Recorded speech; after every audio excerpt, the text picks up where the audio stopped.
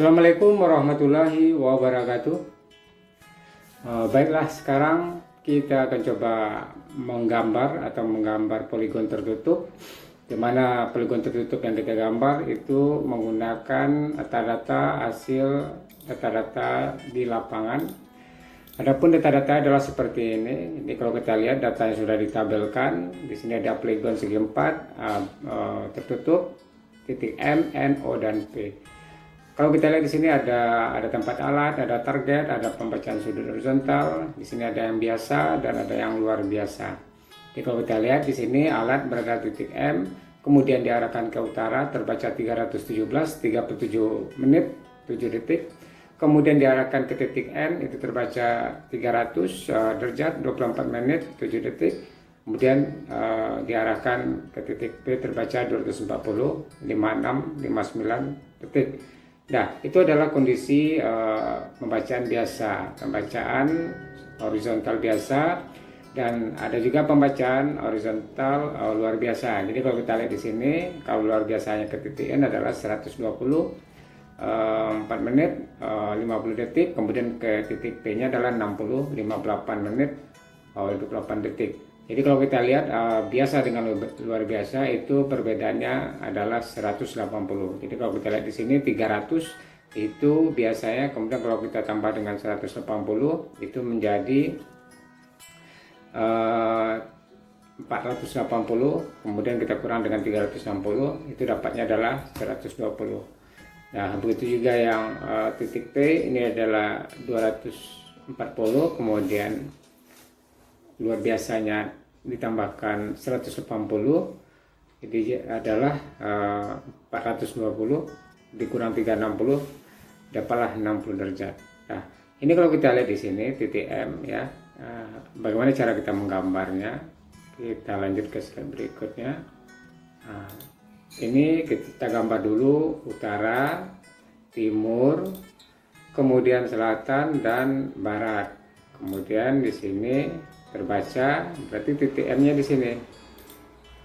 Nah, terbaca ini titik M-nya di sini, terbaca ke utara adalah 317. Jadi kalau ke utara terbaca 317, ke timurnya terbaca 47. Jadi 317 ditambah 90, kemudian dikurang dengan 360 dapatlah 47 derajat, sekian menit, sekian detik. Kemudian tambah lagi 90 dapatlah 137 derajat, sekian menit, sekian detik. Kemudian ini juga ke arah barat, dari 137 ditambah dengan 90 dapatlah 227. Nah, sekarang ini titik M yang berada di sini. Kemudian tadi terbaca di titik P itu adalah 240 ya. Jadi kalau kita lihat tadi terbaca adalah 240. Jadi 240 itu berarti berada di antara utara barat. Di sini adalah terbaca di barat, harusnya adalah 227, utara 317, maka berada antara barat ke utara. Jadi di sini titik P posisinya adalah utara barat ya. Sebesar 240 derajat, 56 menit, 59 detik. Nah, kemudian titik N tadi terbaca di alat, ini adalah kondisi biasa ya, ini adalah kondisi biasa 300, berarti 300 itu diantara 227 dan 317, maka posisi titik N adalah di sini, ini posisi titik P. Nah, jadi kalau kita udah dapat seperti ini, berarti kita sudah tahu titik M itu posisinya di sini, titik N adalah di sini, dan titik P adalah di sini. Oke, sekarang kita lanjut. Kita lihat dulu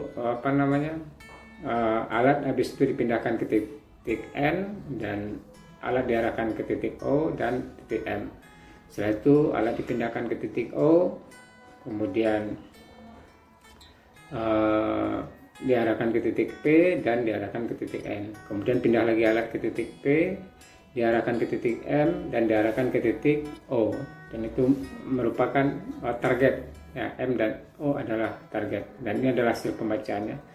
Dan kita lanjutkan yang tadi, ini sudah selesai titik M, kemudian tadi target adalah P dan N.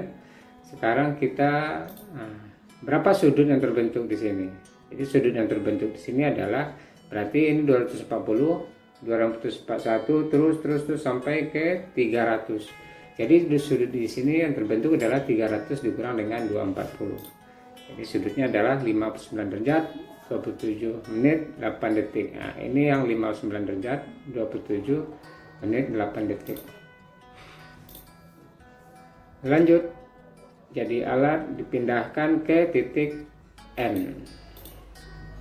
Kita gambar lagi utara selatan, kemudian barat timur, kemudian di sini nanti adalah titik N. Jadi tadi titik N di sini, M-nya di sini. Ya, N tadi di sini, M-nya di sini.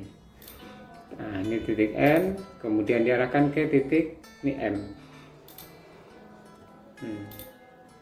Terbaca 291, kemudian di titik O terbaca 12 derajat 56 menit 54 detik. Kemudian kita menghitung atau menentukan sudut dalam ini. Berapa sudut dalam ini? Itu adalah kalau kita lihat di sini 291 terus 292 terus 293 300 sampai 360 01 kembali 360 kembali lagi ke 0 sampai 12. Berarti di sini adalah 360 dikurang 291 ditambah 12. Di sudut di titik N, sudut dalamnya adalah 360 dikurang 291 tambah 12 derajat. Maka dapat sudut dalamnya adalah 81 derajat 14 menit 4 detik. Nah, ini sudut yang terjadi di titik N. Kemudian lanjut, alat dipindahkan ke titik O. Ini gambar titik O, kemudian tadi di sini titik N, kemudian titik apa lagi? Titik P. P terbaca 116 derajat 54 menit 44 detik.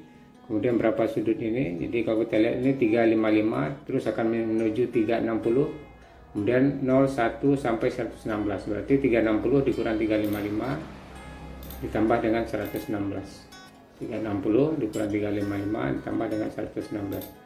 Dapatlah ini sudutnya adalah 121 derajat 30 menit 59 detik.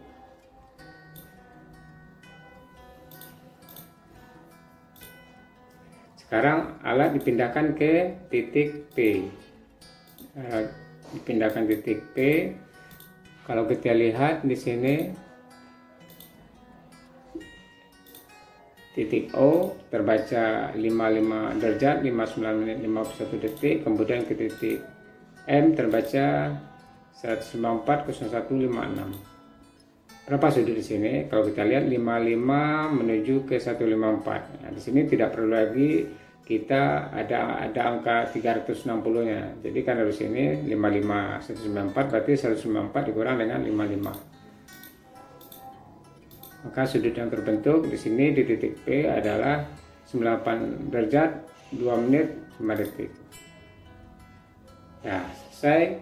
Kemudian ini kalau kita lihat misalkan ada jaraknya, M ke N itu ada jaraknya 63 meter, N ke O 20 meter, O ke P 41 meter, dan P ke M misalkan 42 meter, maka bentuknya kira seperti ini. Ya, ini titik M, N, O, P, kemudian ini sudut yang terbentuk 59, 27 menit, 8 detik, titik N, 81 derajat, terus titik O 121 derajat, kemudian titik P adalah 98 derajat. Nah, ini jaraknya tadi adalah 63, ini 20 meter, ini adalah 41 meter, dan ini adalah 42 meter. Ini baru gambar hasil pembacaan biasa. Nanti yang luar biasa, kita dapat lagi sudut dalam titik M, titik N, O, dan P. Nanti hasil itu kita rata-ratakan, itulah sudut yang terbentuk, ya hasil pengukuran, berarti itu adalah sudut yang belum dikoreksi. Nanti ada lagi namanya koreksi sudut. Oke, kita cukupkan. Terima kasih. Mudah-mudahan bermanfaat. Assalamualaikum warahmatullahi wabarakatuh.